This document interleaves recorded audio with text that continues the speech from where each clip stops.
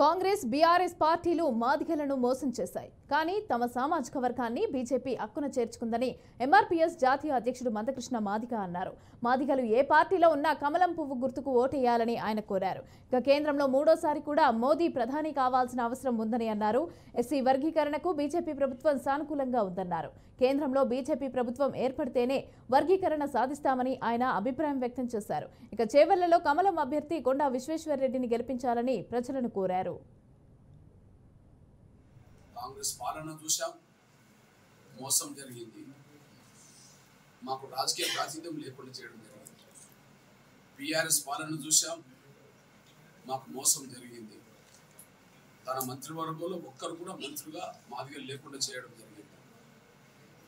కానీ గౌరవ నరేంద్ర మోడీ గారే వర్గీకరణ చేస్తామని హామీ ఇవ్వడమే కాకుండా వాటిని అమలు చేయించడానికి, మాదిగల చిరకాల స్వప్నమైన వర్గీకరణను అమలు చేయించడానికి క్యాబినెట్ సెక్రటరీ తోటకు కమిటీ చేయడం, బీఆర్ఎస్ మమ్మల్ని అణిచేస్తే గౌరవ నరేంద్ర మోడీ గారు మమ్మల్ని హక్కును చేర్చుకున్నారు.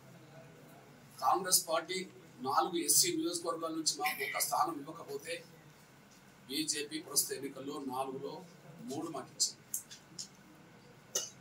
170% ఎస్సీలో మాదిగలేనప్పుడు 4 స్థానాల్లో మాకు 3 రావాలి. బీజేపీ ఈరోజు 3 కేటాయించింది. 2 లోక్సభ స్థానాలు మాదిగలకు ఇచ్చింది. వరంగల్, నాగర్ కర్నూలు కంటోన్మెంట్ ఉప ఎన్నిక కూడా మాదిగలకు ఇచ్చింది. అంటే 4లో మాకు 3 రావాలి, 3 బీజేపీ ఇచ్చింది. కానీ 4లో 1 కూడా కాంగ్రెస్ ఉంది. అంటే ఇక్కడ 2 అంశాలు. వర్గీకరణ విషయంలో మోసం కాంగ్రెస్ చేసింది. కేసీఆర్ మమ్మల్ని అణిచేసే ప్రయత్నం చేశారు. వర్గీకరణ విషయంలో న్యాయం చేయడానికి గౌరవ నరేంద్ర మోడీ గారు ముందుకు వచ్చారు. రాజకీయ ప్రాతినిధ్యం పెంచారు.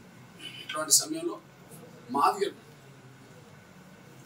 తమ బిడ్డల భవిష్యత్తు కోసం, రాబోయే తరాల భవిష్యత్తు కోసం